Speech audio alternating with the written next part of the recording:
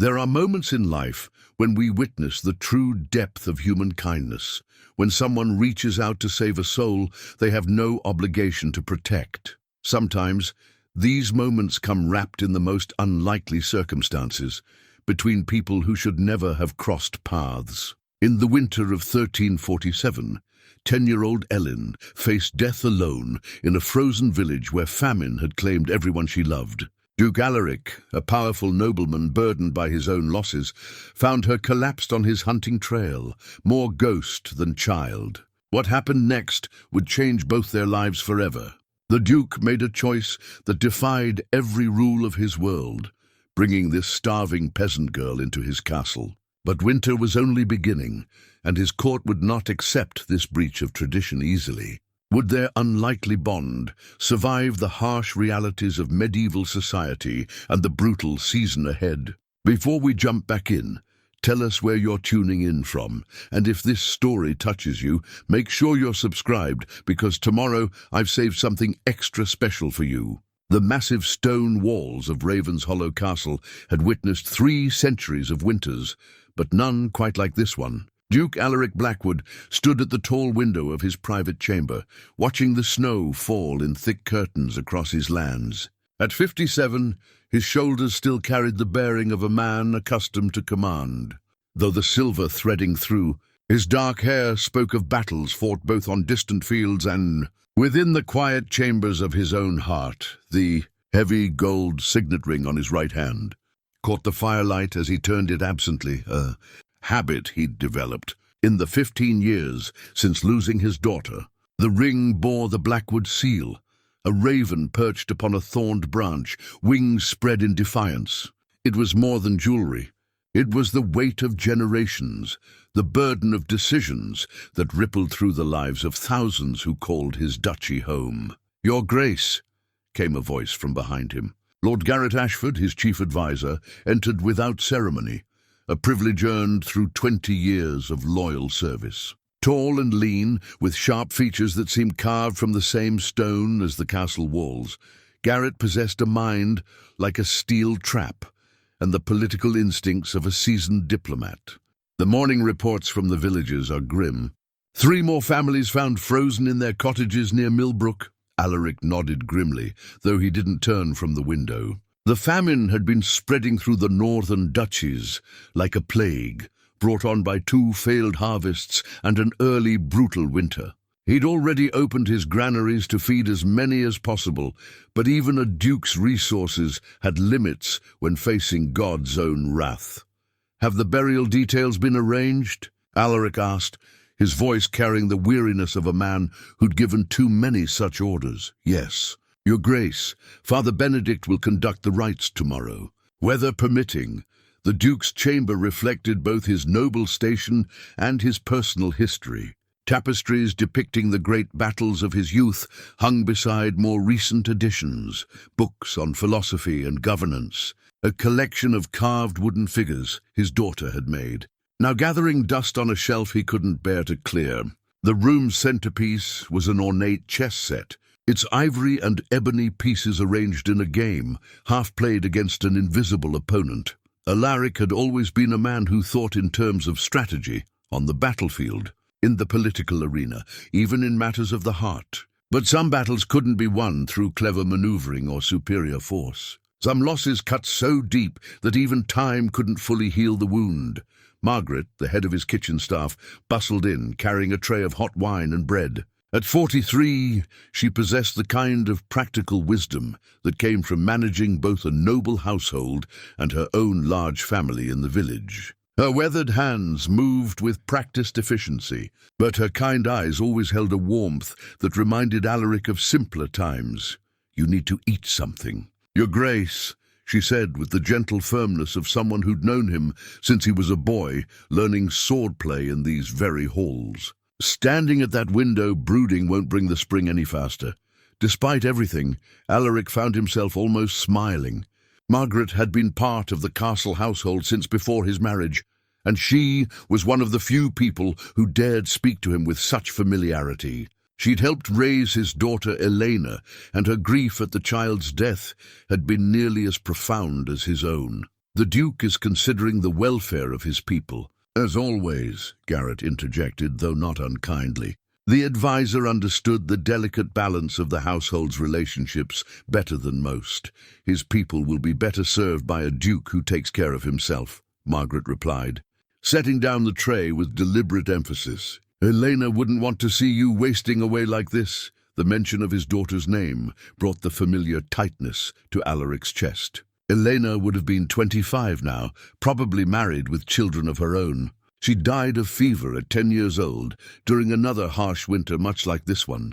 For months afterward, he'd blamed himself, wondered if he could have found better physicians, if he'd prayed harder, if he'd been a better father. The grief had nearly destroyed his marriage. His wife, Catherine, had retreated into her own sorrow, and they'd grown apart like ships drifting on an endless sea. When she died 5 years later, some said of a broken heart, Alaric had been left with only duty to sustain him. The hunting party returns today, Garrett mentioned, consulting a scroll. Lord Edmund brings news from the southern border. Alaric nodded. His nephew Edmund was ambitious and capable, clearly positioning himself as heir to the duchy. At 28, Edmund possessed all the qualities Alaric had once seen in himself: courage, intelligence, and a keen understanding of political necessity. But sometimes Alaric wondered if the young man had grown too comfortable with the harder edges of leadership, too quick to see people as pawns rather than souls deserving of compassion. The castle itself was a testament to both strength and hospitality. Built by Alaric's great-grandfather, it commanded the valley from atop a natural outcropping of stone. Its thick walls had never been breached by enemy forces, but they'd always been open to those seeking shelter or justice. The great hall could accommodate hundreds, and the kitchens were designed to feed not just the noble household, but any who came seeking aid. This open-door tradition had served the Blackwood family well, earning them the loyalty of their people and the respect of neighboring lords. But it also meant that Alaric felt personally responsible for every frozen cottage, every empty belly, every child who cried from hunger in his lands. "Your Grace," a young page interrupted, bowing deeply. "The hunting party approaches the gates." Through the window, Alaric could see the riders emerging from the forest, their horses' breath creating clouds in the frigid air. Leading them was Edmund, his red cloak bright against the white landscape. But something about the group's formation seemed different, more urgent than the leisurely return of a typical hunting expedition. "They ride hard," Garrett observed, joining the Duke at the window. "Perhaps they bring news worth hurrying for." As the riders drew closer, Alaric could make out individual figures. Edmund rode at the front, but behind him, one of the men seemed to be carrying something or someone bundled in his arms. The Duke's trained eye caught the subtle signs of distress in their posture, the way they glanced repeatedly at their unusual burden. "Margaret," Alaric called, his voice taking on the commanding tone that had once rallied soldiers on distant battlefields. "Have hot broth prepared, and ready a chamber, one of the smaller ones near the kitchen, warm and comfortable." "Your Grace?" she asked, puzzled by the sudden urgency. "I suspect we may have a guest in need of our hospitality." The sound of hooves on cobblestone echoed up from the courtyard below, followed by voices calling for stable hands and the general commotion of a returned expedition. But Alaric remained at the window, watching as his nephew dismounted and carefully lifted his burden, revealing it to be a small, motionless form wrapped in hunting cloaks. Something stirred in the Duke's chest, a feeling he'd thought long buried. Perhaps it was the way the child's small arm hung limply, or the careful tenderness with which Edmund carried her. Perhaps it was simply that, after so many months of death and suffering, here was someone they might actually be able to save. "Garrett," he said quietly, "clear my schedule for the rest of the day. Your Grace, you have meetings with the grain merchants, and Lord Pemberton expects—" "Clear it," Alaric repeated, his tone brooking no argument. "And send word to Brother Marcus. We may have need of his healing skills." As footsteps thundered up the castle's main stairway, Duke Alaric Blackwood turned from the window and moved toward the door. He didn't yet know the name of the child his nephew had found, didn't know her story or her circumstances. But something deep within him, some instinct honed by years of leadership and loss, told him that this moment would change everything. The heavy oak door opened, and Edmund burst through, still carrying the small bundle. Up close, Alaric could see it was indeed a child, a girl of perhaps 10 years, her face pale as winter morning, her breathing so shallow it was barely visible. "Uncle," Edmund said. His usual composure cracked with concern. "We found her on the hunting trail, half frozen. She's barely alive." Alaric approached slowly, his eyes taking in every detail. The child's clothes were little more than rags, patched and repatched until the original fabric was barely recognizable. Her feet were wrapped in strips of cloth that had once been white but were now stained with blood and mud. Most heartbreaking of all was the small wooden cross clutched in her frozen fingers, clearly carved by loving but unskilled hands. "How long has she been unconscious?" Alaric asked, his voice gentler than Edmund had heard it in years. "Since we found her nearly 2 hours ago. We tried to wake her, but—" "Place her in the chair by the fire," Alaric instructed, his mind already moving to practical matters. "Margaret, that broth, quickly now." As Edmund carefully settled the child into the great chair that dominated one corner of the chamber, Alaric knelt beside her. This close, he could see the sharp angles of malnutrition in her face, the way her skin stretched too tightly over her bones. But there was something else, a quality of peaceful endurance, as if even in unconsciousness she carried herself with dignity. "What's her name?" he asked. "We don't know," Edmund replied. There was no one else around, no village nearby, just her, collapsed against an old oak tree like she'd been waiting for something. Or someone, Alaric thought. Perhaps she'd been waiting for someone who would never come. Parents claimed by fever or famine, siblings lost to the cruel mathematics of survival that governed the lives of the poor. Margaret returned with the hot broth and soft cloths, her eyes immediately taking in the child's condition with practiced assessment. "Poor little thing," she murmured. "She can't be more than 10 years old. 10 years old. The same age Elena had been when—" Alaric pushed the thought away, but not before it sent its familiar spike of pain through his chest. He took one of the warm cloths and began gently cleaning the dirt from the child's face, revealing features that spoke of both hardship and an underlying strength. "Your Grace," Garrett said quietly from near the door, "perhaps we should send word to the Abbey. The sisters are well equipped to care for foundlings."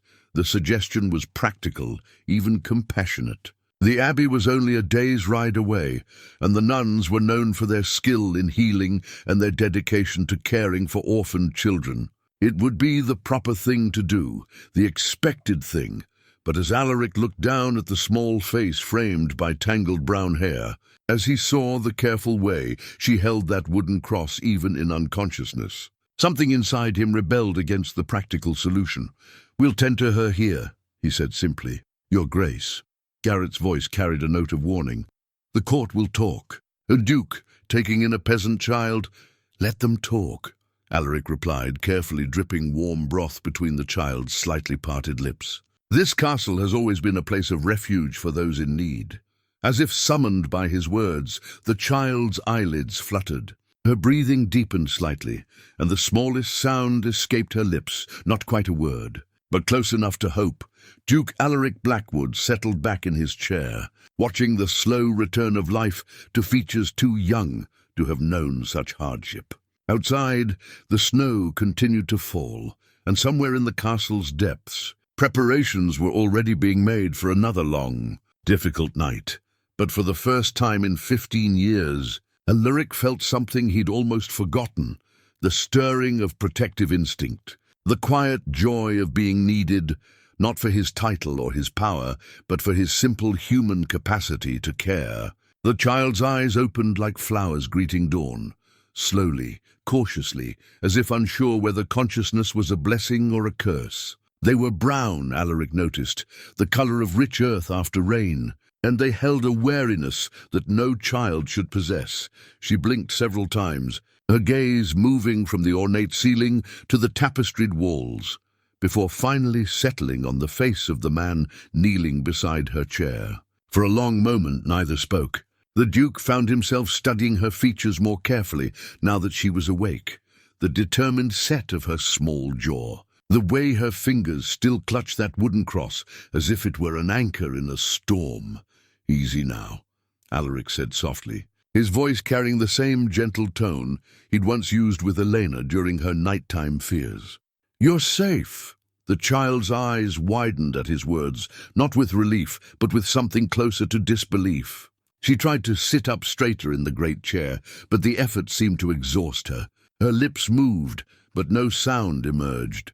Margaret approached with a cup of warm broth, moving slowly so as not to startle their unexpected guest. "Here, child," she said in her most motherly voice. "You need to get some strength back into those bones." The girl, for it was clearly a girl, despite the shapeless rags she wore, looked between Margaret and the Duke with the calculating gaze of someone who'd learned to assess threats quickly. Her hand tightened on the wooden cross, and Alaric realized it must be all she had left of her previous life. "What's your name?" he asked gently. Her voice, when it finally came, was barely above a whisper. "Ellyn, Ellyn," Alaric repeated, and somehow the name seemed to fit her, simple, honest, with an underlying strength. "I'm Duke Alaric. This is Margaret, and you're in Raven's Hollow Castle. Do you remember how you came to be on our hunting trail?" The question brought a shadow across her features. Her free hand moved to the worn woolen shawl draped around her shoulders, the only piece of her clothing that seemed to have been made with care and love. The fabric was faded and patched, but the stitching spoke of patient hands and worried affection. "Mama made this," she said, touching the shawl. "Before the fever took her." The simple statement hit Alaric with unexpected force. He'd expected some story of abandonment or family dissolution, not this quiet dignity in the face of loss. This child spoke of her mother's death the way he might discuss weather, as a fact to be endured rather than a tragedy to be mourned. "And your father?" Margaret asked gently, settling into a nearby chair. "The fever took him first. Then baby Thomas." Ellen's voice remained steady, but Alaric caught the slight tremor in her hands. "I buried them in the churchyard like Mama said I should." Edmund, who had been standing near the window, turned sharply. "You buried them yourself?" Ellyn nodded. "Father Benedict was sick too, and the grave digger. He died before Papa did." She took a tentative sip of the broth Margaret offered, and some colour began to return to her cheeks. "I used Papa's spade. It took 3 days to dig deep enough." The room fell silent, except for the crackling of logs in the fireplace. Alaric found himself recalculating everything he'd assumed about this child. A 10-year-old who had buried her entire family and survived alone through the beginning of the harshest winter in memory. This was no ordinary peasant girl. "How long were you alone?" he asked. "Since the first snow," Ellyn replied. "Maybe a month." "I tried to keep track, but some days." She trailed off, then seemed to gather herself. "I ate what we had stored for winter, but it wasn't much. When that ran out, I tried to trap rabbits like Papa taught me." "But there was no one else in your village?" Garrett interjected from his position near the door. Ellyn shook her head. "They all went to the big towns looking for work or food. Or they..." She didn't finish the sentence, but her meaning was clear. Alaric rose and walked to the window, his mind churning with implications. This child had not only survived circumstances that would have broken many adults, but she'd done so with a dignity and resourcefulness that spoke to exceptional character. More than that, she'd maintained her faith, literally and figuratively, through trials that might have shattered a lesser spirit. "Your Grace," Garrett said quietly, approaching him at the window. "A word, if you please." Alaric glanced back at Ellyn, who was accepting more broth from Margaret with the careful gratitude of someone who'd learned not to take kindness for granted. Edmund had taken a seat near the fire and was studying the child with an expression Alaric couldn't quite read. "Speak your mind." "Old friend," the Duke said. "She seems a remarkable child," Garrett began carefully. "But we must consider the implications of harboring her here. The court will see this as what? An act of Christian charity? As a duke showing favoritism to a peasant," Garrett replied bluntly. "You know how these things are perceived. Already there are whispers about your unconventional decisions regarding the granaries. Alaric's jaw tightened.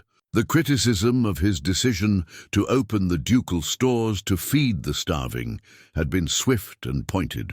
Several lords had questioned whether such generosity was wise during a famine that showed no signs of ending. And what would you have me do? Turn her out into the snow. Send her to the abbey. Sister Mary Catherine would— The abbey is full to capacity, Margaret interrupted, having overheard their quiet conversation. They've been turning away orphans for weeks now. Sister Mary Catherine sent word last week apologizing for their inability to take more children. This information was news to both Alaric and Garrett. The advisor frowned, clearly calculating new angles to the situation.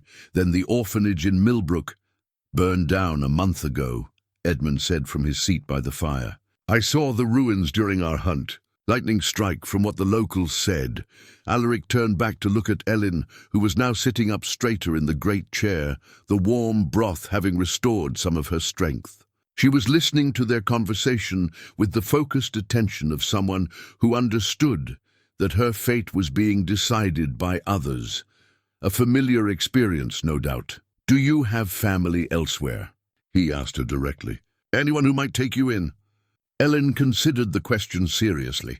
Uncle Marcus lived in the eastern villages, but we haven't heard from him in 2 years. Mama said the plague took those settlements hard. She paused. And Papa's brother went to the wars and never came back. Another dead end.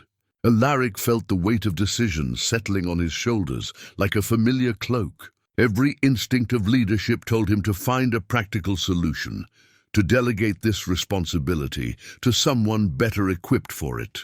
But every instinct of his heart, instincts he'd thought long buried, told him something else entirely.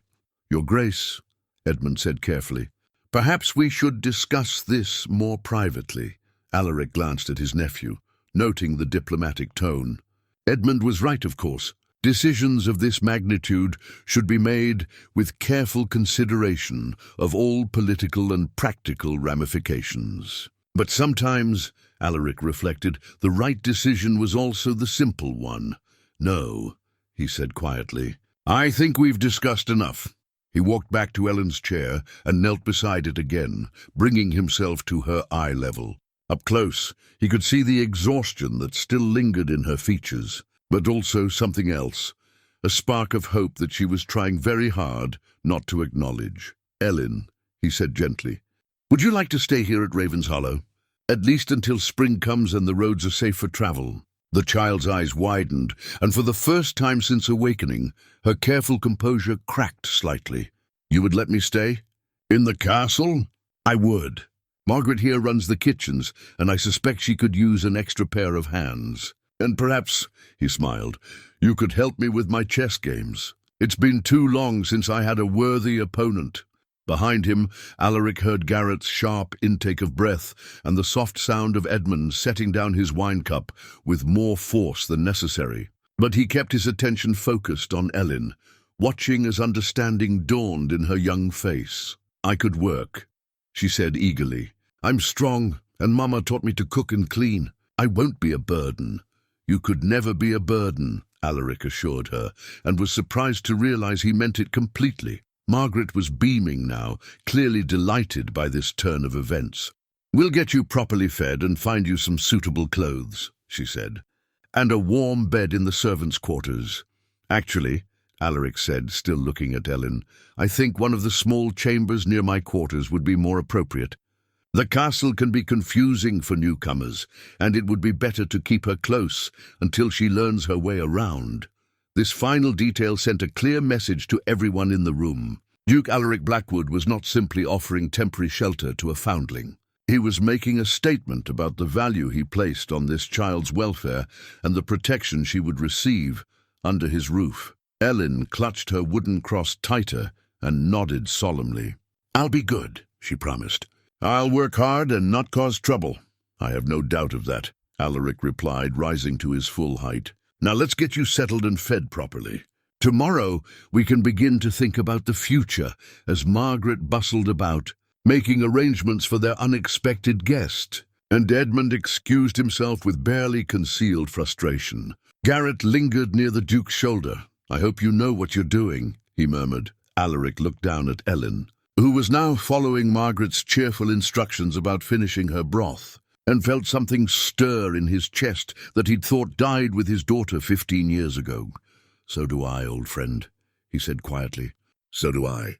3 days had passed since Ellyn's arrival, and already the rhythms of Ravenshollow Castle were beginning to shift in subtle ways. The child moved through the stone corridors with the quiet grace of someone accustomed to making herself unobtrusive. But her presence seemed to brighten rooms simply by her being in them. Duke Alaric found himself looking forward to their evening conversations in his study, where he'd begun teaching her to read, using his illuminated Book of Hours. The ancient tome, with its gold-leafed prayers and intricate marginalia, had been a wedding gift from his late wife. It seemed fitting somehow that it should find new purpose in educating this remarkable child. "The letter A represents the beginning of all learning," he explained, pointing to an ornate capital that began the day's selected psalm. "Just as the dawn begins each day, knowledge begins with understanding the simplest elements." Ellyn traced the letter with her finger, her brow furrowed in concentration. "Mama tried to teach me letters once," she said softly. "But there wasn't much time and no books." "Your mother sounds like a wise woman," Alaric observed, noting how the child's face softened whenever she mentioned her parents. "What else did she teach you?" "How to make bread and herb medicines, and how to tell which mushrooms were safe to eat." Ellyn's voice carried pride, mixed with grief. "She said knowledge was the only inheritance poor folk could give their children." The Duke nodded approvingly. "She was right.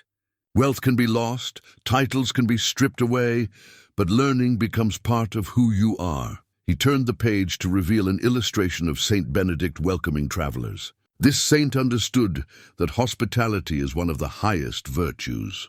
"Do you know what hospitality means?" Ellyn studied the painted figure thoughtfully. "Taking care of people who need help?" "Precisely. And not just providing shelter, but making them feel truly welcome." Their lesson was interrupted by a soft knock at the study door. Margaret entered carrying a tray of warm cakes and milk, her face glowing with maternal satisfaction. "How is our scholar progressing?" she asked, setting the tray on a side table.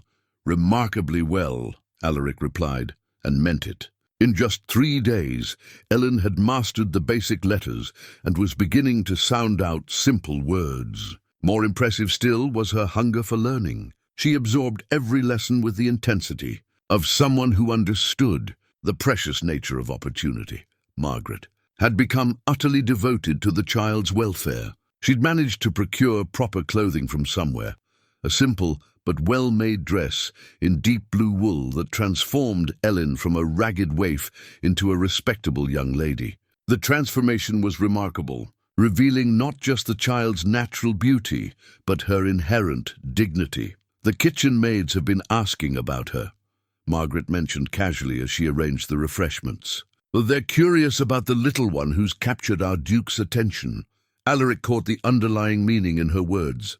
The castle's servants were generally loyal, but they were also human, prone to gossip and speculation. Word of Ellyn's presence would already be spreading through the lower levels of the household, and from there to the village beyond. "And what have you told them?" he asked. "That she's a child in need of care, and that this castle has always opened its doors to such souls." Margaret's tone was firm. "Anyone who has a problem with Christian charity can take it up with me." Ellyn looked between them, with the sharp awareness of a child who'd learned to read adult tensions. "Are people upset that I'm here?" she asked quietly. Alaric chose his words carefully. "Some people find it easier to understand the world when everyone stays in their expected place. But that doesn't make those expectations right or just, like how some people think peasants shouldn't learn to read." The observation was so perceptive that it caught both adults off guard. This child not only understood her situation, but grasped the larger social implications with remarkable clarity. "Exactly like that," Alaric confirmed. "But I believe that intelligence and worth have nothing to do with the circumstances of one's birth. Their conversation was interrupted by the sound of raised voices from the corridor outside. Through the heavy oak door came the distinct tones of Lord Garrett in heated discussion with someone, multiple someones, from the sound of it. "Excuse me," Alaric said, rising from his chair. But before he could reach the door, it burst open to admit Garrett, followed by 3 members of the Ducal Council, Lord Pemberton, Sir Rowland Ashcraft, and Lady Catherine Blackwood, Edmund's mother, and the Duke's sister-in-law.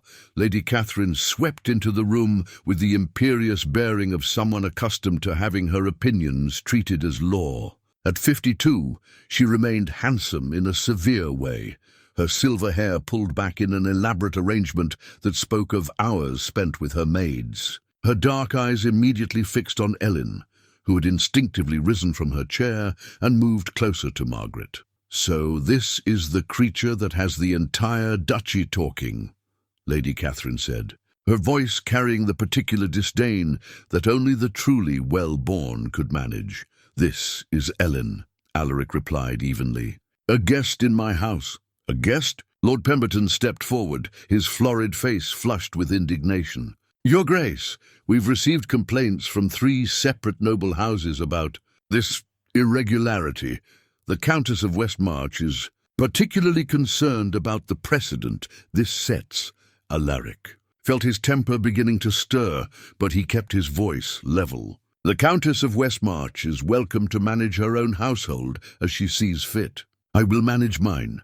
Sir Rowland, a thin man with sharp features and calculating eyes, gestured dismissively toward Ellyn. "Your Grace, surely you see the impropriety. A peasant child, living in the ducal chambers, being treated as though she were what?" Alaric's voice carried a warning that made the knight pause. "Were worthy of basic human dignity?" "We're above her station," Lady Catherine finished coldly. "Alaric, I knew your dear Catherine, and I know she would be horrified to see you making such a spectacle of yourself over some foundling." The mention of his late wife struck deep, as it was intended to. Alaric felt Ellyn's eyes on him, watching to see how he would respond to this attack. The child had gone very still, her hand clutching that wooden cross as she had the first day he'd found her. "My wife," Alaric said with quiet intensity, "was a woman of great compassion who never turned away anyone in need. I honor her memory by following her example. Your wife was also a woman who understood the proper order of things." Lady Catherine shot back. She would never have confused charity with foolishness. Margaret, who had been growing more agitated with each exchange, finally stepped forward. "Begging your pardons," she said with false deference, "but perhaps this discussion might be better conducted without little ears present." It was a diplomatic suggestion, but also a protective one. Ellyn had endured enough loss and upheaval without witnessing adults argue over her very existence. "An excellent suggestion," Alaric agreed. "Ellyn, why don't you help Margaret in the kitchen? I believe she was planning to teach you how to make her famous honey cakes." The child nodded solemnly, understanding the dismissal for what it was. But as she moved toward the door, Lord Pemberton made the mistake of stepping into her path. "Hold there, girl," he said in the tone one might use with a servant. "Let's have a proper look at you." Ellyn stopped, but raised her chin, meeting his gaze directly. "My lord," she said with quiet dignity, "my name is Ellyn, not girl." The simple correction, delivered without fear or defiance but with absolute conviction, seemed to echo in the sudden silence of the room. Here was a 10-year-old peasant child, standing before 3 of the most powerful nobles in the duchy, refusing to be diminished by their regard. Sir Rowland laughed, a sound without warmth. "She's got spirit, I'll grant you that. Probably make a decent scullery maid once she's properly trained. She'll make whatever she chooses to make of herself," Alaric said quietly. "Given the proper opportunities," Lady Catherine's eyes narrowed. "Opportunities? Alaric, you cannot be serious. You're talking about this child as though she were a human being worthy of respect and care," Alaric finished. "Yes, I am." The confrontation was interrupted by Ellyn herself, who had been listening with the focused attention of someone whose fate hung in the balance. "Your Grace," she said formally, "I don't wish to cause trouble for you. If my presence brings difficulties, I can— You will do nothing of the sort, Alaric said firmly. This is your home now, and no one has the right to suggest otherwise. The declaration hung in the air like a sword thrown down before assembled enemies. Lady Catherine's face went pale with shock, while the other nobles exchanged meaningful glances. They had come expecting to pressure the Duke into abandoning his charity case. Instead, they found themselves witnessing what could only be described as a line drawn in the sand. The tension in the study was broken by Margaret, clearing her throat diplomatically. "Come along, child," she said to Ellyn. "Those honey cakes won't make themselves. And I suspect His Grace could use some time with his counsellors." As the door closed behind them, Alaric turned to face the three nobles with the measured calm he'd learned from years of military command. "Now then, speak plainly. What exactly is the nature of your concerns?" Lord Pemberton stepped forward, his political instincts clearly telling him to strike while the iron was hot. "Your Grace, we've received formal protests from Lords Ashford, Blackmere and Westmarch. They're questioning your judgment in matters of governance, based on my decision to shelter an orphaned child during the worst winter in memory, based on your decision to elevate a peasant foundling to a position that suggests— Sir Roland began. "Suggests what? That I possess basic human decency?" Lady Catherine moved to the great window, her silk gown rustling with each step. "Alaric, you force us to speak of unpleasant realities. The child may be compelling, but you must consider how this appears to those who depend on your leadership.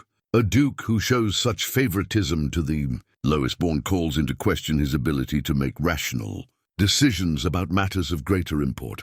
Alaric walked to his ornate chess, set and moved a white pawn forward 2 spaces, an opening gambit he'd learned from his father decades ago. And yet, some of the most crucial decisions in history have been made not through cold calculation, but through recognition of fundamental truths about human worth. "Philosophy is a luxury for peacetime," Lord Pemberton countered. "We face a harsh winter, potential border disputes with Lord Blackmere over grain rights, and questions about the succession. This is no time for sentimental gestures." The mention of succession hung in the air like smoke from a doused candle. It was the unspoken issue that colored every political decision in the duchy. Alaric had no direct heir, making Edmund his most likely successor. But Edmund was young and untested, and several noble houses harbored ambitions of their own. "You speak of the succession," Alaric said quietly, advancing another pawn. "Tell me, what does my care for one orphan child have to do with the future leadership of this duchy?" Sir Roland exchanged a look with Lady Catherine. "It demonstrates a concerning tendency toward emotional decision-making. The next duke must be someone who can make hard choices based on practical necessity, not sentiment." "I see." Alaric captured an imaginary piece with his knight. "And you believe that caring for the vulnerable demonstrates weakness rather than strength?" "It demonstrates poor judgment," Lady Catherine said bluntly.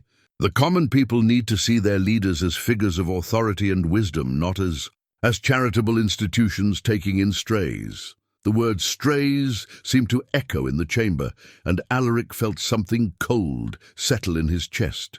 "That stray," he said with dangerous quiet, "buried her entire family with her own hands and survived alone for a month in conditions that would have killed most grown men. If that doesn't demonstrate the kind of strength and resilience we should admire, I question your understanding of true nobility." Lord Pemberton cleared his throat nervously.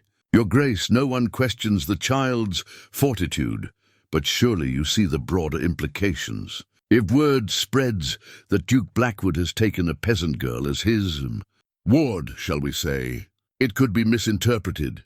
"Misinterpreted how exactly?" Alaric's voice carried the edge of a blade being drawn. "There will be talk," Sir Roland said carefully, "about your motives, about whether this attachment is entirely proper." The suggestion hit the room like a physical blow. Alaric's hand froze over a chess piece as the full implication of the knight's words sank in. They were questioning not just his judgment, but his moral character, suggesting that his protection of a 10-year-old child might stem from inappropriate desires. "Get out," Alaric said quietly. "Your Grace." "Get out of my sight before I do something we'll all regret." The three nobles retreated with the hasty dignity of people who had overplayed their hand. But Lady Catherine paused at the door, her expression almost pitying. "Alaric," she said softly, "I understand that Elena's death left a void in your heart, but you cannot fill that emptiness by trying to replace her with some foundling. It isn't fair to the child and it isn't fair to yourself." After they left, Alaric stood alone in his study, staring down at the chessboard, where a game played against invisible opponents reflected the larger battles being fought around him. The accusations and implications swirled through his mind like winter wind through castle corridors. Was he being foolish? Was his care for Ellyn truly just an attempt to replace his lost daughter? The questions gnawed at him because they touched on fears he'd harbored since the moment he'd decided to keep her. A soft knock interrupted his brooding. "Come," he called, expecting Garrett with more political complications. Instead, Ellyn peered around the door, her face uncertain. "Margaret said you might need some company," she said hesitantly. "But if you prefer to be alone—" "No," Alaric said quickly. "Please come in." She approached the chess table with curious eyes. "Is this the game you mentioned? The one you need a worthy opponent for?" Despite everything, Alaric found himself almost smiling. "Indeed it is. Would you like to learn?" "Very much," Ellyn said, settling into the chair across from him with the careful posture Margaret had been teaching her. As Alaric began explaining the basic moves, demonstrating how each piece moved across the board according to its own rules and capabilities, he found his earlier anger beginning to dissipate. There was something centering about teaching, about watching understanding dawn in a receptive mind. "The pawns can only move forward," he explained, "but they're more important than they appear. With patience and careful play, a pawn can cross the entire board and become the most powerful piece of all." Ellyn studied the board intently. "Like how someone born low can become important through learning and hard work." Exactly like that. Alaric moved his queen to demonstrate her range of motion. "The queen is the most powerful piece, able to move in any direction. But she became queen through strategy, not birth. What about the king?"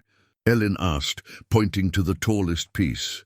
"The king is the most important piece," Alaric said carefully, "but also the most limited. He can only move one space at a time, and the entire game revolves around protecting him." He paused, considering his next words. "Sometimes the king must make difficult choices about who to trust and what risks to take." Ellyn nodded solemnly, her young mind clearly working through the metaphor. "And if he makes the wrong choice, then the game ends," Alaric replied simply. They played for an hour, Ellyn losing quickly but learning from each mistake. Her questions revealed a tactical mind that grasped not just the rules, but the underlying principles of strategy. More than once, Alaric found himself genuinely challenged by her unconventional approaches to problems. "You learn quickly," he observed, as she successfully executed her first planned capture. "Mama always said that poor folk can't afford to learn slowly," Ellyn replied, studying the board for her next move. "We have to understand things fast because we don't get second chances." The simple wisdom of her words struck him deeply. Here was a child who had internalized lessons about resilience and adaptability that many nobles never learned, despite their advantages. Was it any wonder that she'd survived when others had not? As they reset the board for another game, Alaric made a decision that would echo through the coming days. "Ellyn," he said formally, "tomorrow I'm going to arrange for you to have lessons with Brother Marcus, our castle scholar. Reading and writing, arithmetic, perhaps some history and geography." Her eyes widened. "Truly, but wouldn't that be expensive?" "Knowledge," Alaric said, echoing her mother's wisdom, "is the only inheritance that can never be stolen or lost. It seems to me that you deserve the very best inheritance I can provide." The gratitude in her face was worth all the political complications in the world. Whatever games his nobles wanted to play, whatever accusations they wanted to level, Alaric knew that this choice, this investment in one remarkable child's future, was perhaps the most important decision he'd made in years. Outside, the snow continued to fall, and in the depths of the castle, conversations about the Duke's strange new ward continued in hushed tones. But in the warm circle of lamplight around the chess table, a friendship was deepening that would soon become something far more significant than either player yet understood. 2 weeks had passed since the confrontation in the Duke's study, and winter's grip on the duchy had only tightened. The snow now reached halfway up the first-floor windows of the castle, creating a crystalline prison that seemed to compress all of life into the warm spaces within the thick stone walls. Ellyn had settled into the rhythms of castle life with remarkable ease. Her mornings were spent with Brother Marcus, learning letters and numbers with a hunger that amazed the elderly scholar. Her afternoons often found her in the kitchens with Margaret, absorbing lessons about household management that were as valuable as any formal education. And her evenings belonged to the Duke, where their chess games had evolved into wide-ranging conversations about history, philosophy, and the complex art of leadership. It was during one such evening, as wind howled around the castle's towers and the fire crackled in the great hearth, that Duke Alaric made a decision that would change everything. He rose from the chess table and walked to an ornate wooden box on his writing desk, a container he hadn't opened in 15 years. "Ellyn," he said quietly, "there's something I'd like to share with you." The child looked up from studying the chess position, her brown eyes curious. Over the past weeks, she'd learned to read the Duke's moods with the instinctive skill of someone who'd survived by understanding the adults around her. Alaric opened the box with reverent care, revealing a delicate silver locket nested in faded blue silk. The chain was fine as spider's web, and the locket itself bore an intricate engraving of roses, his late wife's favorite flower. "This belonged to my daughter," he said, settling back into his chair. "Her name was Elena." Ellyn's hand stilled on the chess pieces. In all their conversations, the Duke had never spoken directly of his lost child, though she'd sensed the presence of old grief in the careful way he sometimes looked at her. "She would have been your age when she died," Alaric continued, opening the locket to reveal a miniature portrait of a girl with dark hair and her father's intelligent eyes. "Fever took her one winter much like this one." "She was beautiful," Ellyn said softly, studying the painted face with the solemn attention she gave to everything of importance. She was curious about everything, like you, always asking questions, always wanting to understand how things worked.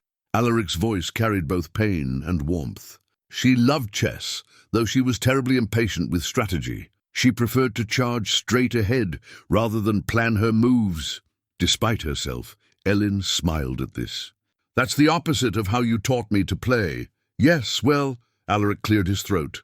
"I learned from experience that patience usually defeats impulse on the chessboard." They sat in comfortable silence for a moment, both looking at the portrait. Finally, Ellyn spoke with the careful diplomacy she'd developed during her time at court. "You must miss her very much." "Every day," Alaric admitted. "For years after she died, I thought the grief might kill me. I couldn't understand why God would take an innocent child while leaving corrupt men to prosper." He closed the locket gently. "I blamed myself for not being able to protect her." Ellyn nodded, with the understanding of someone who'd wrestled with similar questions. "After Papa died, I wondered if I should have gotten sicker instead. He was more important than me." The simple honesty of her words hit Alaric like a physical blow. Here was a 10-year-old child casually expressing the kind of survivor's guilt that had taken him years to recognize in himself. "Ellyn," he said firmly, "your life has exactly as much value as your father's did. Never doubt that.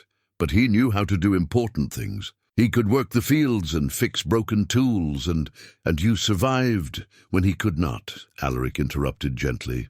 "You buried your family with dignity, kept yourself alive through the worst conditions imaginable. and maintained your faith and your character through trials that would have broken many adults. Those are not small accomplishments." Their conversation was interrupted by a soft knock at the study door. At Alaric's call, Margaret entered with her usual tray of evening refreshments, but her expression was troubled. "Your Grace," she said carefully, "there's been some talk in the servants' quarters that I think you should know about." Alaric set down the locket and gave her his full attention. Margaret's intelligence network among the castle staff was far more comprehensive than any formal spy system. "What kind of talk?" "Lord Garrett has been asking questions about Ellyn's daily routine, where she goes, who she speaks with, what she's learning." Margaret glanced meaningfully at the child. "And there are whispers that some of the noble families are planning something." The vague nature of her warning was somehow more ominous than specific threats would have been. Alaric had learned to trust Margaret's instincts about household undercurrents. "What sort of something?" "I'm not certain, Your Grace, but Lady Catherine has been receiving messengers, and there's talk of a formal petition being prepared." Margaret's voice dropped to barely above a whisper. "There are rumors that they're planning to present it to the church authorities." Ellyn looked between the adults, her sharp mind clearly working through the implications. "They want to take me away from here," she said quietly. It wasn't a question. Alaric felt a familiar anger beginning to build in his chest, the cold, controlled fury that had made him dangerous on the battlefield. "Let them try," he said simply. "Your Grace," Margaret continued, "there's something else. One of the kitchen maids overheard Lord Garrett speaking with Sir Roland about sending word to the Archbishop. They're claiming that your attachment to the child is unseemly." The word hung in the air like a curse. Alaric knew exactly what unseemly meant in the context of court gossip.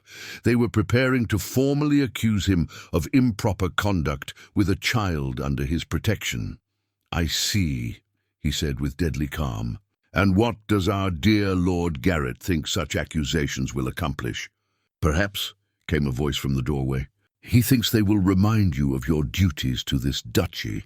They turned to see Edmund entering the study uninvited, his usually courteous manner replaced by something harder. The young man's face was flushed with cold, and something else, frustration perhaps, or ambition, finally allowed to show itself. "Edmund," Alaric said carefully, "to what do we owe this late visit?" "Uncle, we need to speak privately." Edmund's eyes flicked to Ellyn and Margaret. "About the situation that's developing." "Any situation concerning Ellyn can be discussed in her presence," Alaric replied evenly. "She's proven herself remarkably mature for her years." Edmund's jaw tightened. "Uncle, you're being deliberately obtuse. The entire duchy is talking about your involvement with this girl.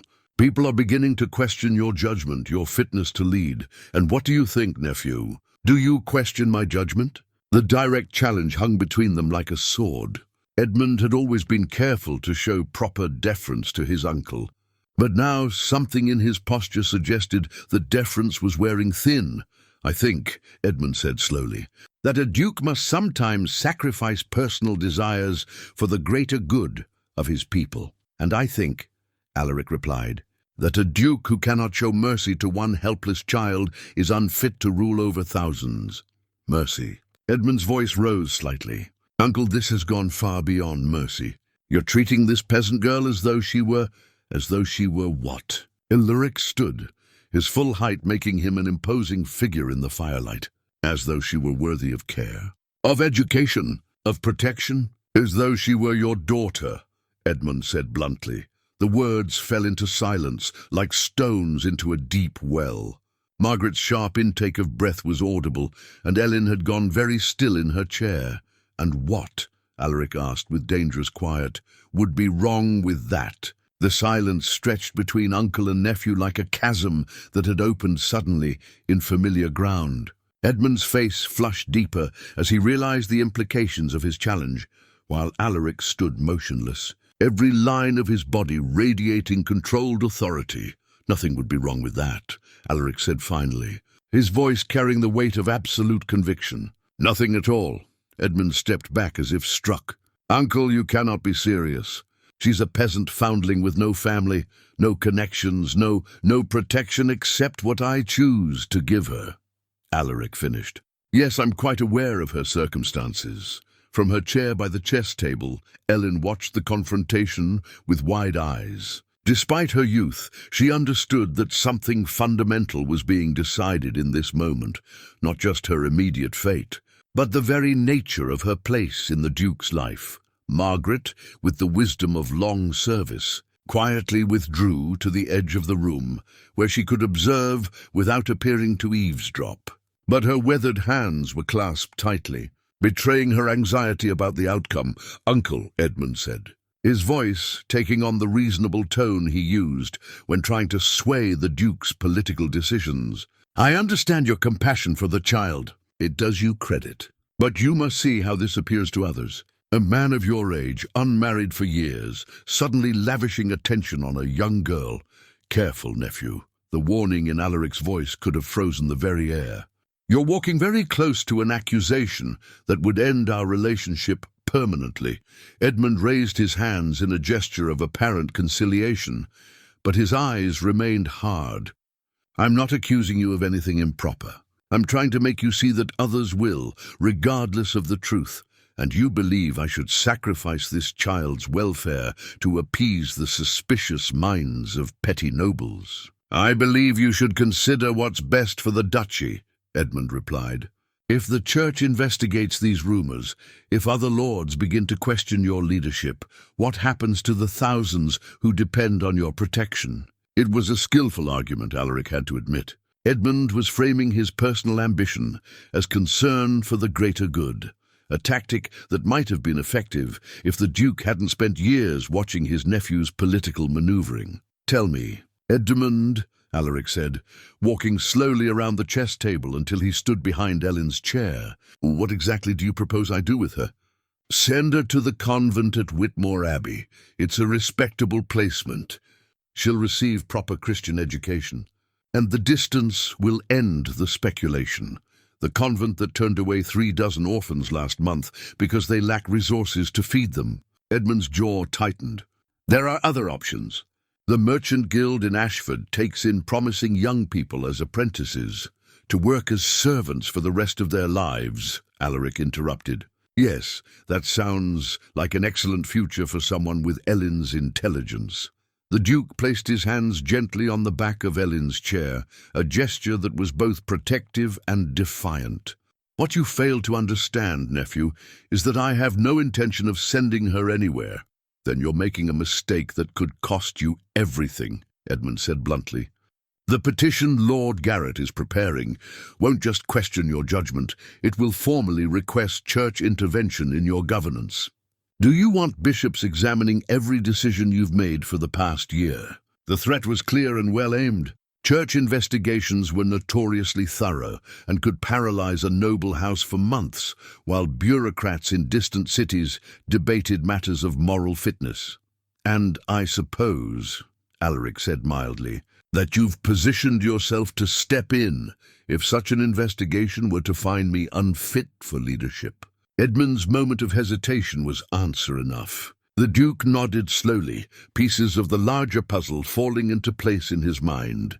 "I see. This isn't really about protecting the duchy from scandal, is it? It's about accelerating your inheritance. That's not—" Edmund began hotly, then stopped himself. "Uncle, I won't pretend that questions of succession aren't relevant. You're not young, you have no direct heirs, and the duchy needs stable leadership. But that doesn't change the fact that you're putting personal feelings above political necessity." Alaric walked to the great window that looked out over the snow-covered courtyard. In the distance, he could see the old battle standard that flew from the castle's highest tower, a raven on a field of deep blue, the same device that graced his signet ring. That banner had flown through wars, famines, plagues, and the rise and fall of kings. It represented not just his family's power, but their commitment to protect those who could not protect themselves. "Do you know why our family has held this duchy for 3 centuries, Edmund?"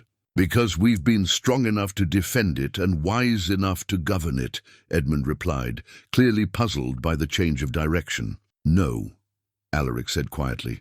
Because in every generation, there has been at least one Blackwood who understood that true strength comes from protecting the vulnerable, not exploiting them. He turned back to face his nephew, and something in his expression made the younger man take an involuntary step backward. My great-grandfather opened our gates to refugees when the plague swept through the northern kingdoms. My grandfather sheltered priests during the religious wars, even though it made him enemies at court. My father took in the survivors of the Ashford massacre and gave them new homes on our lands. Alaric's voice grew stronger with each example. And now you suggest that I abandon one helpless child because caring for her might be politically inconvenient. Uncle, those were different circumstances, were they? Or is the difference simply that you see opportunity in my supposed weakness? Edmund's face went white, but before he could respond, a new voice cut through the tension. Your Grace. Ellyn had risen from her chair and was looking directly at him, with the grave expression she wore when asking her most serious questions. If I left, would it really help? Would people stop saying bad things about you? The question hit both men like a physical blow. Here was a 10-year-old child offering to sacrifice her own security to protect the man who had saved her life. Ellyn, Alaric began. Because I could go, she continued with heartbreaking dignity. I survived alone before. If staying here hurts you, I could leave. Absolutely not, Alaric said, with such force that both Edmund and Margaret startled. You are not responsible for other people's small minds and smaller hearts. Edmund seized on the moment. But she's right, Uncle. If you truly care about her welfare, consider what growing up surrounded by this kind of scrutiny will do to her.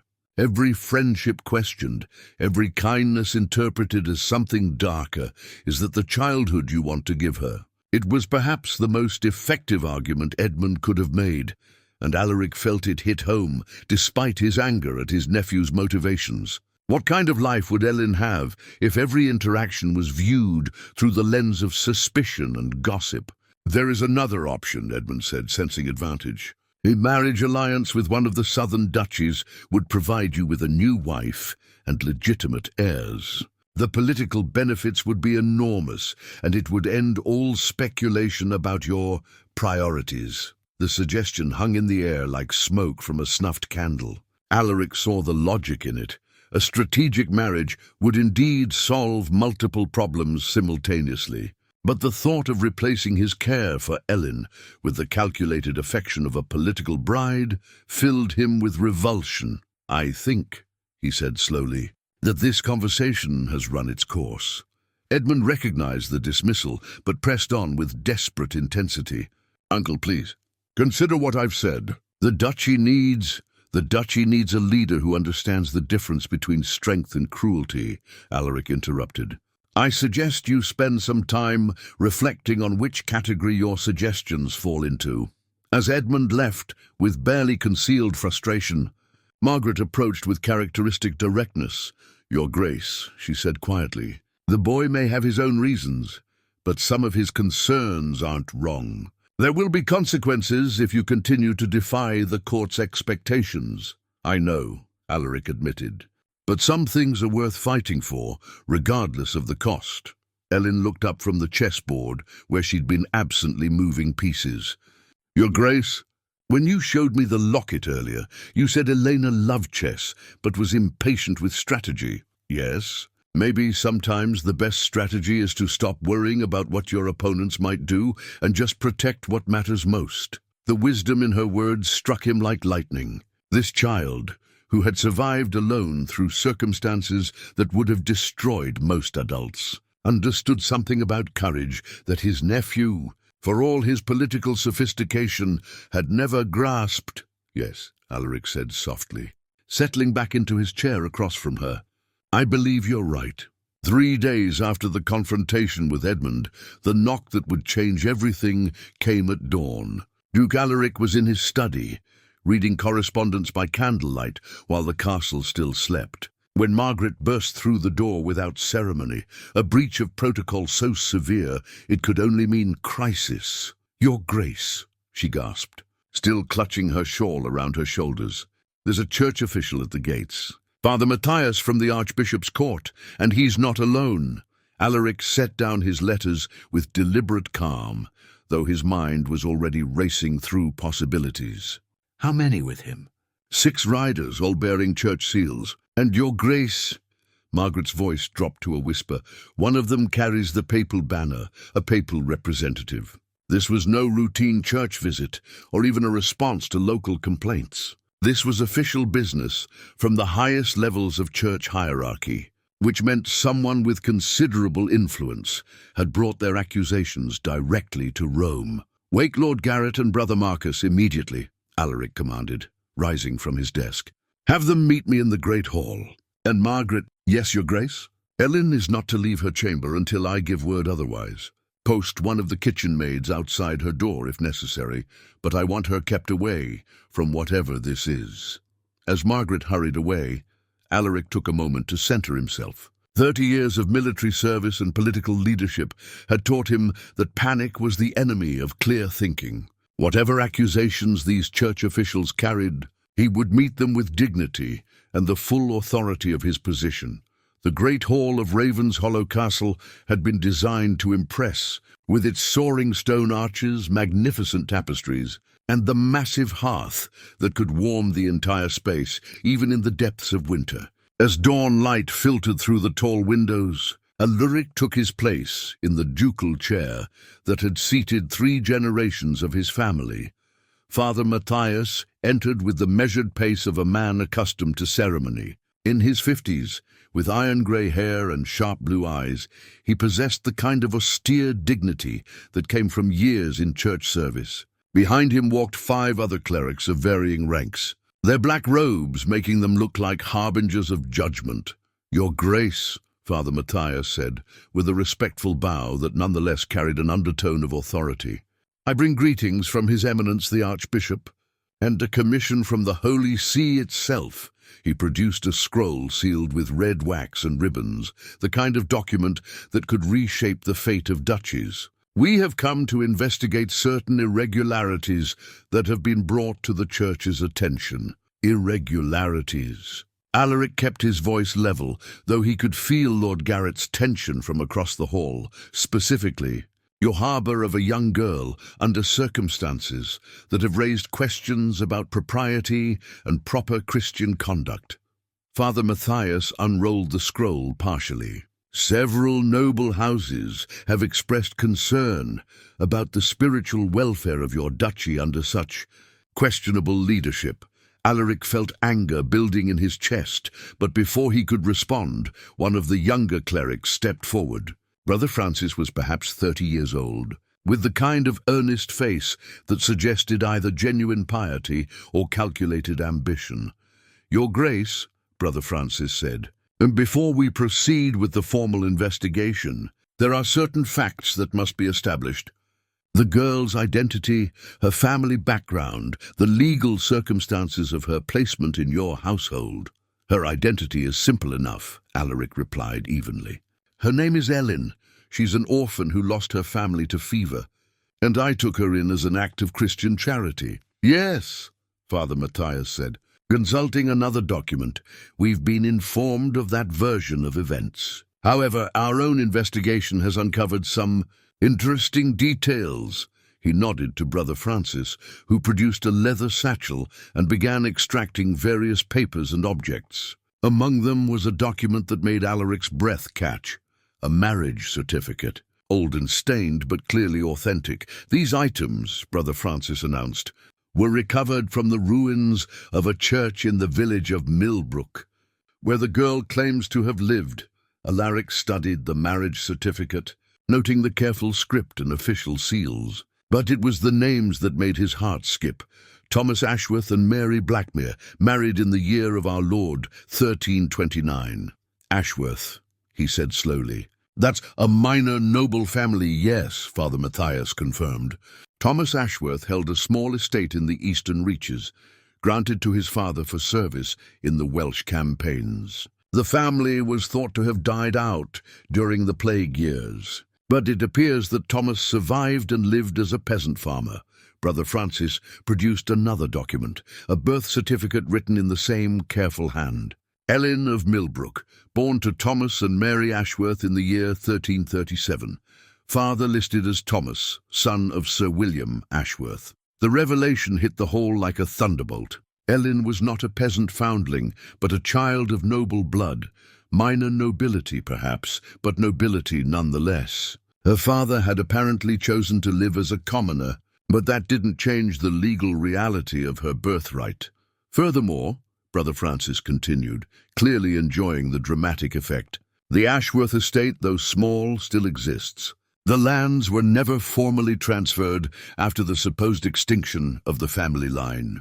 By right of inheritance, the girl has a legitimate claim to property and title. Lord Garrett had gone pale, clearly realizing the implications. If Ellyn was legitimate nobility, even of the lowest rank, then the Duke's treatment of her was not only appropriate, but arguably insufficient. "There's more," Father Matthias said, producing a final document with an elaborate seal. Sir William Ashworth's estate records show that he held his lands directly from the Crown. This makes his descendants technically under royal protection, the words seemed to echo. In the sudden silence of the hall, royal protection meant that any mistreatment of Ellyn could theoretically be construed as an offence against the Crown itself. However, Father Matthias continued, his tone growing more ominous, this also complicates the matter of guardianship. As a noble orphan, the girl cannot simply be kept as an informal ward. Proper legal arrangements must be made, and there are interested parties. As if summoned by his words, the great doors of the hall opened to admit a new figure, a man in his 40s, wearing the travelling clothes of a gentleman, but of good quality. His bearing suggested authority, and the slight smile on his lips suggested satisfaction. "Your Grace," Father Matthias said formally, "may I present Sir Marcus Blackmere, cousin to the girl's late mother, and her closest living relative." Sir Marcus stepped forward with a bow that was respectful but not deferential. "Your Grace, I come to claim guardianship of my young cousin, as is my right by blood and law." Alaric studied the man with a soldier's eye for character. Sir Marcus had the soft look of someone who'd lived comfortably, and his eyes held the calculating gleam of a man who saw opportunity in others' misfortune. "I wasn't aware the girl had surviving relatives," Alaric said carefully. "The plague years scattered many families," Sir Marcus replied smoothly. "I've spent considerable time and expense tracking down the survivors of my bloodline. When I learned of young Ellyn's existence, I knew it was my Christian duty to provide proper care." Brother Francis consulted his notes. "Sir Marcus holds estates in the southern duchy of Blackmere, with adequate resources to provide for the girl's upbringing and education appropriate to her station." "And what exactly," Alaric asked, with dangerous quiet, "do you consider appropriate to her station?" Sir Marcus's smile widened slightly. "A good marriage to a suitable young man from an allied family, of course. The Ashworth bloodline may be minor, but it's still noble. With proper guidance, the girl could make a match that would benefit everyone involved." The implication was clear. Sir Marcus saw Ellyn not as a child needing protection, but as a political and financial asset to be managed for his benefit. The thought of placing her in such hands made Alaric's blood run cold. "I see," Alaric said evenly. "And what of the girl's own wishes in this matter?" "Children's wishes are rarely relevant in such decisions," Sir Marcus replied with casual dismissal. "She'll understand her duty once she's properly educated about her responsibilities." Father Matthias consulted his scroll again. "The Church's position is clear, Your Grace. While we commend your charity toward the child, proper legal guardianship must be established. Sir Marcus has presented compelling evidence of his right to claim kinship, and his resources are certainly adequate. However," Brother Francis added, "there is the matter of the formal investigation. The accusations against your conduct must still be addressed." Alaric felt the trap closing around him. They had engineered this perfectly, revealed Ellyn's noble status to justify removing her from his care, while maintaining the impropriety investigation to damage his reputation regardless of the outcome. "I request time to consider these revelations," Alaric said formally. Of course, Father Matthias replied, with false magnanimity. We shall remain as your guests for 3 days, while proper arrangements are made. Sir Marcus has graciously agreed to wait for the formalities to be completed. As the church officials were escorted to guest chambers and Sir Marcus was shown to quarters appropriate to his station, Alaric remained in the great hall with Lord Garrett and Brother Marcus. This changes everything, Garrett said quietly. If the girl truly has noble blood, it changes nothing about my commitment to her welfare, Alaric interrupted. Noble blood or not, she deserves better than to be sold off to the highest bidder by a relative she's never met. But your grace, Brother Marcus said gently, the law is quite clear about guardianship rights. If Sir Marcus can prove kinship, then we'll have to find another solution, Alaric said grimly. Because I'll be damned if I let that man treat Ellyn as a commodity to be traded. The revelation of Ellyn's true parentage should have solved their problems by legitimizing the Duke's care for her. Instead, it had created an entirely new threat, one that could remove her from his protection forever while hiding behind the respectability of family duty and noble prerogative. As he climbed the stairs to his chambers, Alaric found himself thinking of the chess lessons he'd shared with Ellyn, of her insight that sometimes the best strategy was to protect what mattered most, regardless of the opponent's moves. The time for such protection had come, and he was beginning to understand that the stakes were higher than he'd ever imagined. The news of Ellyn's true heritage spread through Raven's Hollow Castle like wildfire through dry timber. By evening of the first day, every servant, guard, and stable hand knew that the little peasant girl who had won their duke's affection was actually Lady Ellyn Ashworth, a child of noble blood with legitimate claims to lands and title. Duke Alaric found himself in the peculiar position of being vindicated and trapped simultaneously. The accusations of impropriety had crumbled in the face of Ellyn's noble status.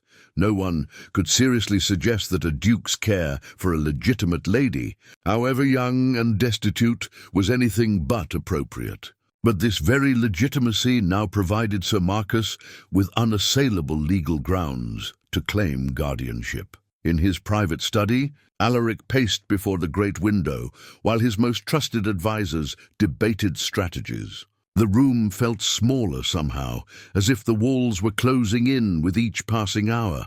The law is clear, Lord Garrett said for the 3rd time, his voice heavy with reluctance. Kinship rights supersede all other considerations in matters of guardianship.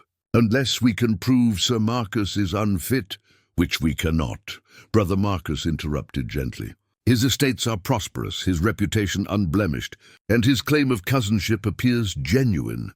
Margaret stood near the fireplace. Her weathered hands clasped so tightly, her knuckles had gone white. That man looks at her like she's a prize mare at market, she said bluntly. Anyone with eyes can see what kind of care he intends to provide. But intentions aren't grounds for legal challenge, Garrett replied. Unless he actually mistreats her, by then it will be too late, Alaric said sharply, stopping his pacing to face his advisers. Once she's in his custody, once he's taken her to his estates in the south, what recourse would we have? A duke cannot simply invade another nobleman's lands to retrieve a ward, especially when that ward is legally under the man's protection. The ceremonial sword that hung above the fireplace seemed to catch the lamplight, its ancient blade gleaming with the memory of battles fought by previous generations of Blackwoods. Alaric found his gaze drawn to it repeatedly, as if the weapon might offer counsel that living advisers could not. What does she know? Brother Marcus asked quietly. I told her this morning, Alaric replied, about her father's true identity, about the inheritance, about Sir Marcus's claim. He closed his eyes briefly, remembering the scene. She listened to everything with that careful attention she gives to her lessons. Then she asked if it meant she would have to leave. And what did you tell her? The truth. That I'm exploring every legal option to prevent it. Margaret made a sound of frustration. Legal options, she muttered. The child has been through enough upheaval for 10 lifetimes. She deserves stability, not to be handed off like a piece of property. The church delegation seems sympathetic, Brother Marcus offered hopefully. Father Matthias appeared genuinely moved when he learned of her circumstances. Father Matthias serves the law first and compassion second, Alaric replied grimly. He may sympathize, but he won't override legal precedent without compelling reason. A soft knock interrupted their discussion. At Alaric's call, a young page entered and bowed deeply. Your Grace, Sir Marcus requests an audience. He says it concerns arrangements for Lady Ellyn's departure. The words hit the room like stones dropped into still water. Departure. As if it were already settled, already decided. Tell Sir Marcus I will receive him in the great hall within the hour, Alaric said with forced calm. After the page left, the four advisers sat in heavy silence. Each knew that the coming interview would likely determine Ellyn's fate, and none could see a path that led to victory. There is one option we haven't discussed, Garrett said finally, his voice carefully neutral, which is adoption. If you formally adopted Lady Ellyn as your daughter and heir, Sir Marcus's kinship claim would be superseded by paternal authority. The suggestion hung in the air like incense, heavy with possibility and complication. Alaric had considered it himself, but hadn't dared voice the thought aloud. The legal precedent exists, Brother Marcus confirmed slowly. Noble adoption has been recognized by both church and crown when circumstances warrant it. But Margaret said, sensing the unspoken complications, there would be conditions. Indeed, Garrett nodded. The church would require compelling justification for such an extreme step. And there would be political ramifications. An adopted daughter becomes a legitimate heir, which affects succession plans for the entire duchy. Alaric thought of Edmund, whose ambitions had been barely concealed during their recent confrontation. Naming Ellyn as an heir, even a secondary one, would complicate his nephew's inheritance significantly. Furthermore, Garrett continued, Sir Marcus could challenge such an adoption as invalid, arguing that it was undertaken specifically to circumvent his legal rights. The matter could be tied up in church courts for years during which Ellyn would remain here, under my protection, Alaric pointed out, or years during which she becomes the center of a legal battle that could damage both your reputation and hers. Brother Marcus countered gently. Before anyone could respond, another knock came at the door. This time, it was Ellyn herself who entered, moving with the quiet dignity she'd developed during her weeks at court. She wore the blue wool dress Margaret had procured for her, and her dark hair was neatly braided, every inch the young lady her newfound status proclaimed her to be. Your Grace, she said formally, I heard that Sir Marcus wishes to discuss my departure. I thought perhaps I should be present for such discussions. The adults exchanged glances. During her time at Ravenshollow, Ellyn had demonstrated remarkable maturity. But this level of directness was new. Ellyn, Alaric began gently. These are complex legal matters that concern my future, she interrupted politely but firmly. Surely I have some right to understand what's being decided about my life. Margaret smiled, despite the gravity of the situation. She has a point, Your Grace. The child has proven herself capable of understanding far more complex matters than most adults give her credit for. Very well, Alaric decided. But you must understand that some of what we discuss may be difficult to hear. Ellyn nodded solemnly and took a seat in the chair she'd claimed during their chess lessons. I've heard difficult things before. I'd rather know the truth than be protected from it. Before Alaric could respond, the sound of heavy footsteps in the corridor announced Sir Marcus's arrival. The man entered without waiting for formal permission, his confidence suggesting he considered the matter already settled. Your Grace, he said with a bow that managed to be respectful while asserting his own importance. I trust you've had time to consider the situation. I'm prepared to make arrangements for my cousin's immediate departure. Immediate? Alaric's voice carried a warning note. I was under the impression we had 3 days to formalize matters. Why prolong the inevitable? Sir Marcus replied with a smile that didn't reach his eyes. The girl needs to begin adapting to her new circumstances, and I have a suitable household waiting to receive her. Suitable for what purpose? Ellyn asked quietly. Sir Marcus turned to her with the kind of false kindness adults often used with children they considered obstacles. "Why, for your education and preparation for marriage, of course. You're nearly of age to begin considering such arrangements." "I'm 10 years old," Ellyn said evenly. "Indeed, which means we have several years to find you an appropriate match. The Ashworth bloodline may be minor, but properly managed, it could form useful alliances." Alaric felt his temper beginning to fray. "Managed?" "Naturally. A young lady of noble birth cannot be allowed to make such important decisions on her own. These matters require careful negotiation between families. And what if the young lady in question has other ideas about her future?" Ellyn asked with the directness that had become her trademark. Sir Marcus laughed, a sound devoid of warmth. "Children's fancies are charming, but hardly relevant to practical considerations. You'll understand when you're older. I understand now that you see me as something to be sold to the highest bidder." Ellyn replied with devastating calm. The accusation hung in the air like a sword blade catching light. Sir Marcus's face flushed with anger, but before he could respond, Alaric stepped forward. "Sir Marcus, I think this discussion has revealed enough about your intentions. I formally request that the church delegation review your suitability as a guardian more thoroughly." "On what grounds?" Sir Marcus demanded. "I have legal right of kinship, adequate resources, and unimpeachable reputation." "On the grounds that you've just admitted to viewing a 10-year-old child as a commodity to be managed for your political benefit," Alaric replied coldly. "That's a gross mischaracterization of proper guardianship," Sir Marcus shot back. "Every noble family arranges advantageous marriages for their children. It's been done for centuries."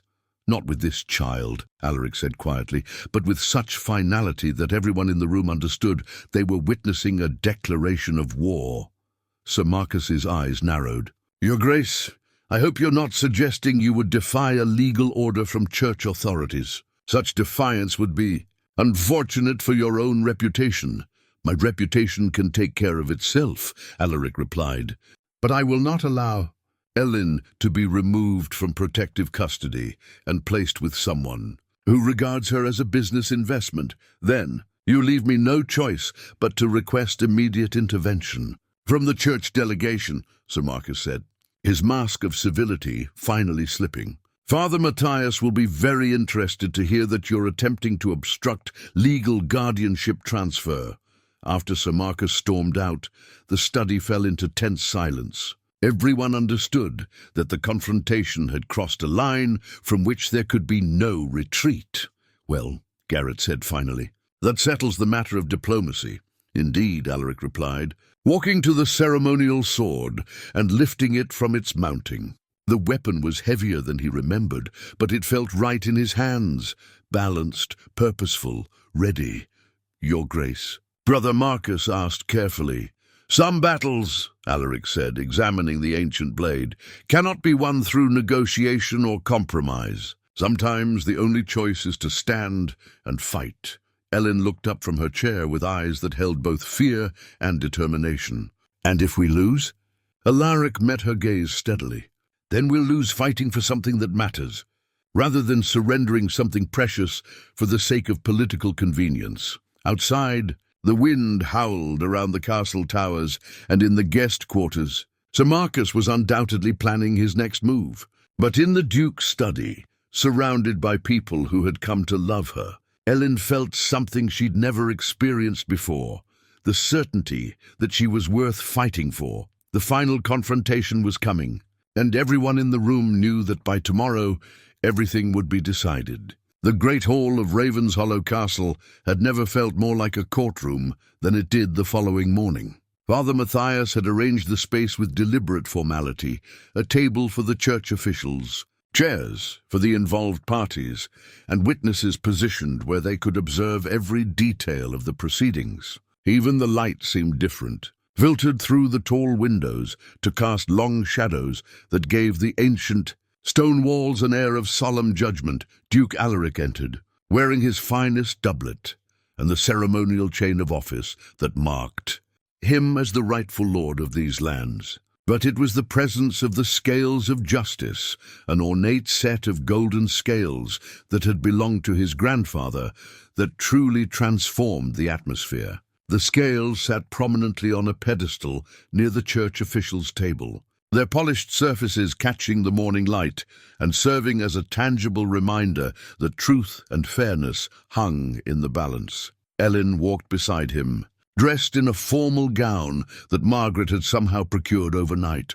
The deep green fabric with gold embroidery spoke of her newly acknowledged noble status, but her bearing remained the same, dignified, alert, and unafraid. In her hands, she carried the small wooden cross her father had carved, the only tangible link to her former life. Sir Marcus had positioned himself near the church officials with the confidence of a man certain of victory. He'd brought his own witness, an elderly cleric who could testify to the Blackmere family genealogy and confirm the kinship connection that formed the foundation of his claim.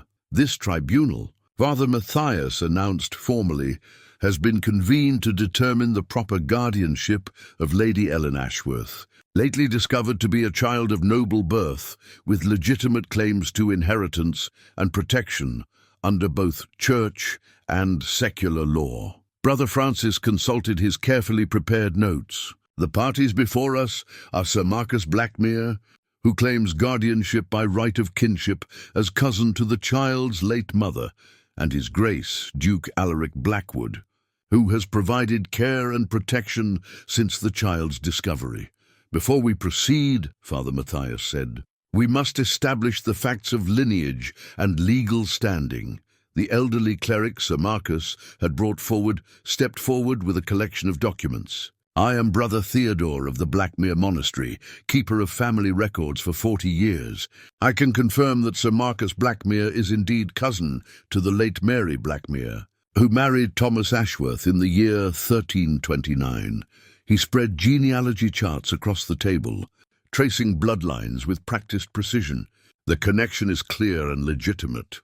Sir Marcus stands as the child's closest living relative on the maternal side. And what of paternal relatives? Duke Alaric asked. Brother Theodore consulted his records. The Ashworth line appears to have died out completely. Sir William Ashworth's other sons perished in the Welsh campaigns, and Thomas was his youngest. No other claimants have come forward. Father Matthias nodded gravely. The kinship claim appears valid. Sir Marcus, please present your case for guardianship. Sir Marcus rose with the smooth confidence of a man accustomed to getting his way. Holy Father, my claim is simple and supported by centuries of legal precedent. Blood calls to blood, and family has both the right and the duty to care for its own. I offer Lady Ellyn a home appropriate to her station, education befitting her noble birth, and eventual marriage arrangements that will honor her bloodline. You speak of marriage arrangements for a 10-year-old child. Duke Alaric interjected. I speak of proper planning for her future, Sir Marcus replied smoothly. Noble families must think generations ahead, not merely react to immediate circumstances. Brother Francis leaned forward. Sir Marcus, what specific provisions would you make for Lady Ellyn's immediate care and education? She would be placed in the care of my sister, Lady Margaret Blackmere, who has successfully raised 4 daughters of her own. Tutors would be engaged for her education in languages, music, and the domestic arts, appropriate to a young lady of quality. When she reaches suitable age, marriage negotiations would commence with families of appropriate standing. It sounded reasonable, even generous, when presented in such formal terms. But Ellyn had been listening with the sharp attention she'd developed during her chess lessons with the Duke, and she heard the underlying assumptions about her future agency. And what if Lady Ellyn has different ideas about her future? She asked quietly. Sir Marcus turned to her with barely concealed impatience. Children do not have ideas about such matters. These decisions require adult wisdom and long-term strategic thinking. I see, Ellyn said with the same calm tone she used when discussing chess moves. So I would have no voice in choosing my husband, my home, or my occupation? You would be consulted naturally, Sir Marcus replied, though his tone suggested such consultation would be purely ceremonial. But final decisions would rest with those responsible for your welfare and your family's honor. Father Matthias raised a hand to prevent further argument. Duke Alaric, please present your counter case. Alaric rose slowly, every inch the military commander he'd once been. Holy Father, I do not dispute Sir Marcus's kinship claim. Blood relationships are matters of record, not opinion. But I do question whether kinship alone qualifies someone for guardianship, especially when that person views the child as a strategic asset rather than a human being deserving of protection and choice. That's a serious accusation, Brother Francis noted. It's an accurate description based on Sir Marcus's own words. Yesterday, in my private study, he spoke explicitly of managing Lady Ellyn's bloodline for useful alliances. When she questioned his intentions directly, he dismissed her concerns as irrelevant children's fancies. Sir Marcus flushed with anger. I spoke of responsible guardianship planning. You spoke of treating a child like a broodmare to be sold to the highest bidder, Duke Alaric said with quiet intensity. The accusation hung in the air like a sword suspended by a thread. Father Matthias consulted with his fellow clerics in hushed whispers before speaking. These are grave allegations. Sir Marcus, how do you respond? I respond that Duke Alaric is attempting to obscure legal precedent with emotional appeals, Sir Marcus replied. Every noble family in Christendom arranges advantageous marriages for their children. It's how alliances are forged and bloodlines preserved. But at what cost to the child's agency and happiness? Duke Alaric asked. Happiness is a luxury, Sir Marcus shot back. Duty and family honor are necessities. Ellyn looked up at the ornate scales that dominated the room, their golden surfaces reflecting the morning light. In that moment, she understood that this wasn't really about legal precedent or kinship rights. This was about two fundamentally different views of what children deserved from the adults responsible for their care.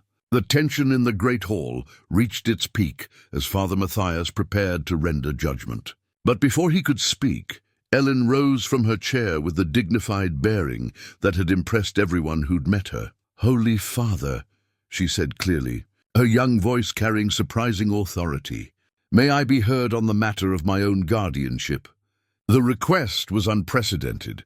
Children, even noble children, were rarely consulted directly in such formal proceedings. Father Matthias consulted quietly with his fellow clerics before nodding.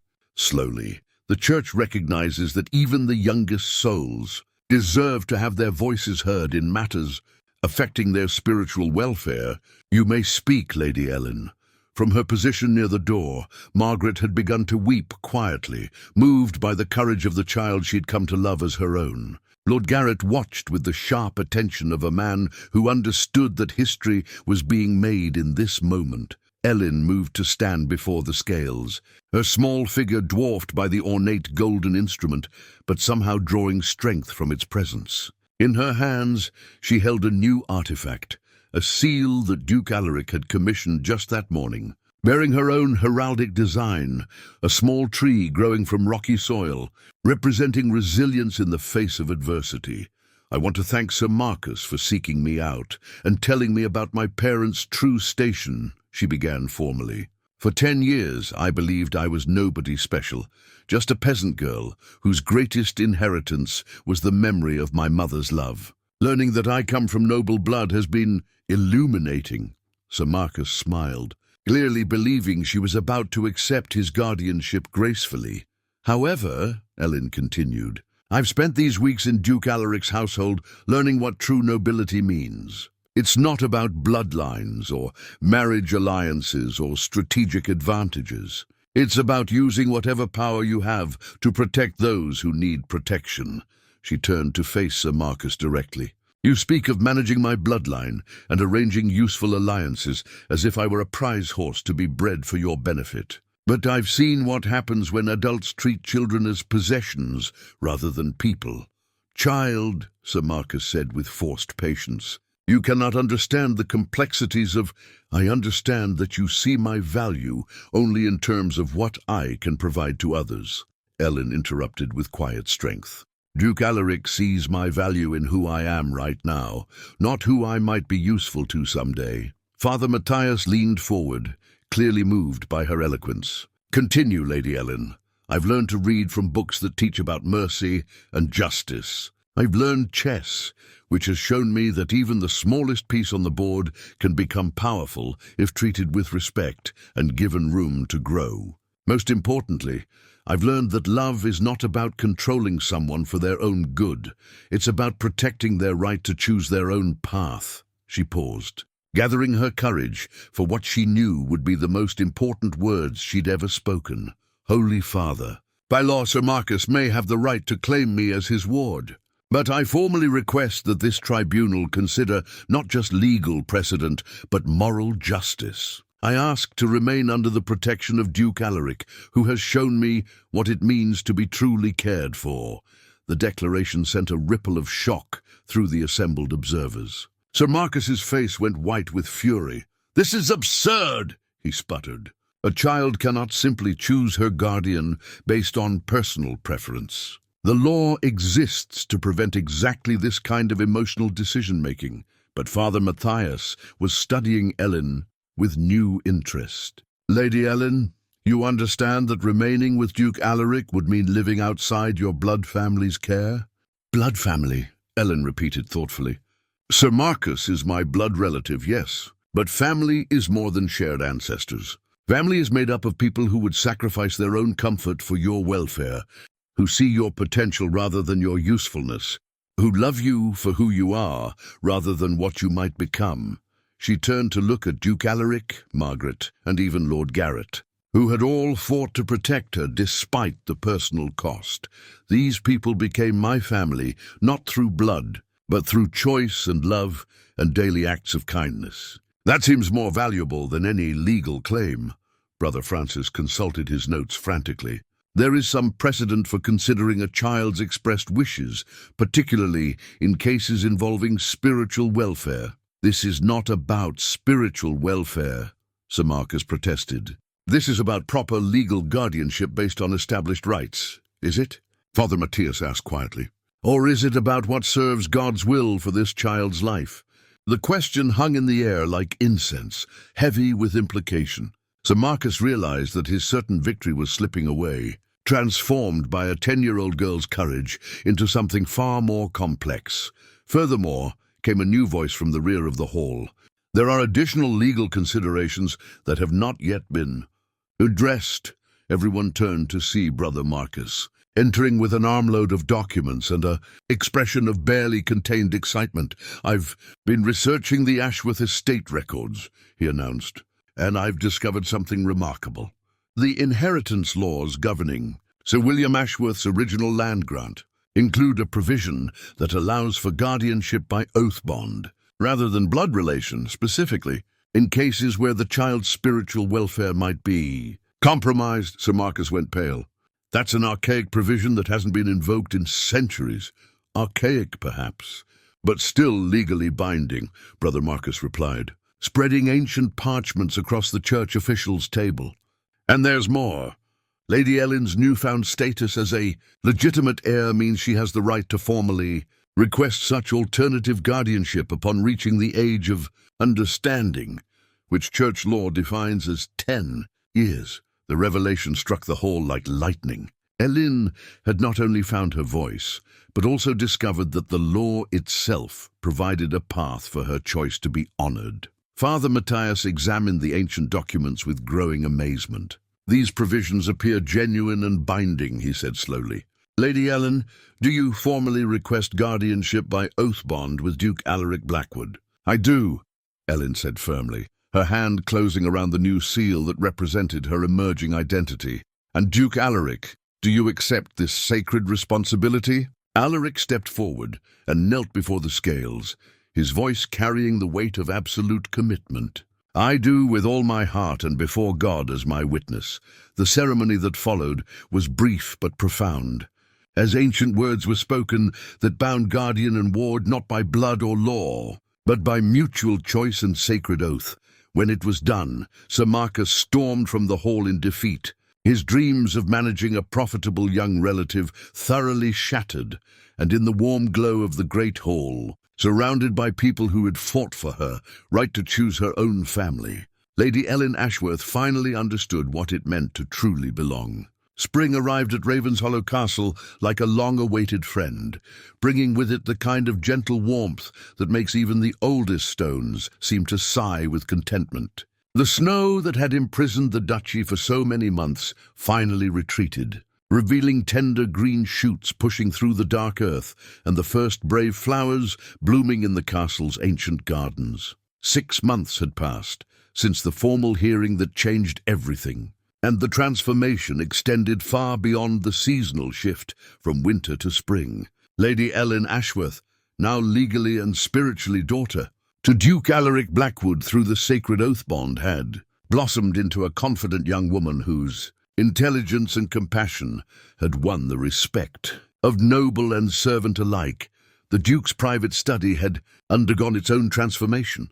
Where once it had been a solitary refuge filled with the melancholy artifacts of loss, it had become a vibrant centre of learning and planning. The chess set remained, but now it was frequently in use, with games that had evolved from simple lessons into genuine intellectual challenges. Ellyn had become a formidable opponent, her strategic thinking sharpened by months of practice and her natural intuition for reading people's motivations, but the most significant change was visible in the great window that looked out over the duchy, where once Duke Alaric had stood alone, brooding over the welfare of his people and the weight of his responsibilities.